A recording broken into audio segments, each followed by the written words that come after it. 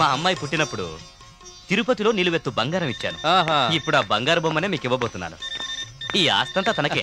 నీ పేరేంటమ్మా? అంజలి. హలో, మేము ఈబీ నుండి మాట్లాడుతున్నాం. మీ ఇంట్లో ఫ్యాన్ తిరుగుతుందా? తిరుగుతుందే. పోయి పట్టుకో, లేకుంటే పారిపోయిద్ది. రే జిలాకి, గురు మామని మాట్లాడుతున్నాను. ఫోన్ ఎలుగుబంటి గడికి పో. అప్పే నీకు ఫోన్. ఒక నిమిషం. ఫోను. హలో గురు. ఈ టైంలో ఫోన్ చేయడం అంత అవసరమా? పెట్టేరా. ఫోన్ పెట్టావంటే డైరెక్ట్ గా ఇంటికే వస్తా. ఎందుకురా ఫోన్ చేశావు? నీ కూతురికి పెళ్లి చెయ్యాలి అంటే తన మీద ప్రేమతో చెయ్యి, నా మీద కోపంతో కాదు. అది నా ఇష్టం రా. ఆ పెళ్లి చూపులకు వచ్చినాడు మొహం సార్ చూడు. నా అంజలి కాలిగోటి కూడా సరితొగడవాడు. ఈ వీరబాబు పవర్ ఏంటో తెలియక నువ్వు వాడుకుంటున్నావు. నా పవర్ ఏంటో తెలుసు కూడా నాతో ఆడుకుంటున్నావు. అంజలిని చూడడానికి ఎంతమంది వచ్చినా సరే చివరికి తాళి కట్టబోయేది ఈ గురునే. ఏమైంది బావగారు? ఊరికే ఫ్రెండ్. రై నిన్ను చంపేస్తాను రా, నరికి చంపేస్తాను. మరీ అరవకు. పెళ్లి చూపులకు వచ్చిన వాళ్ళందరూ నిన్నే చూస్తున్నారు. కొంచెం నవ్వుతూ ఫోన్ పెట్టే.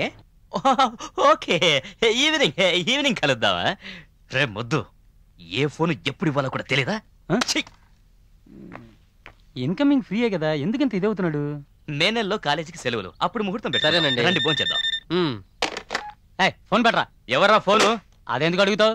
ఎవడో ఏదో మాట్లాడతాడు, నువ్వు నన్ను తిడతావు, నేను తెల్లమొహం వేసుకోవాలి. అంత చాలా అవసరమా?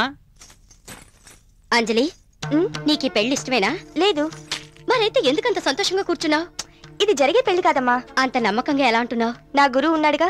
ఈ నొప్పుకోపోతే ఆ గురువు ఏం చేయగలడు చెప్పు? నీకు నీ భర్త గొప్ప అయితే నాకు నా గురువు గొప్ప.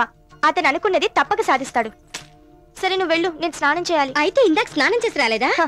ఆ కోతి మోహం గాడికి స్నానం చేసి రెడీ అయి రావాలా?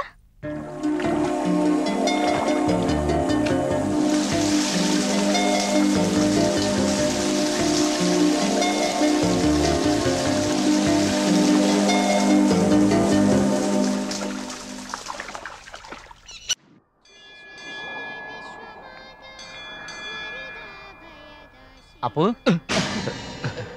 ఏమైంది అప్పు? టెన్షన్ రా.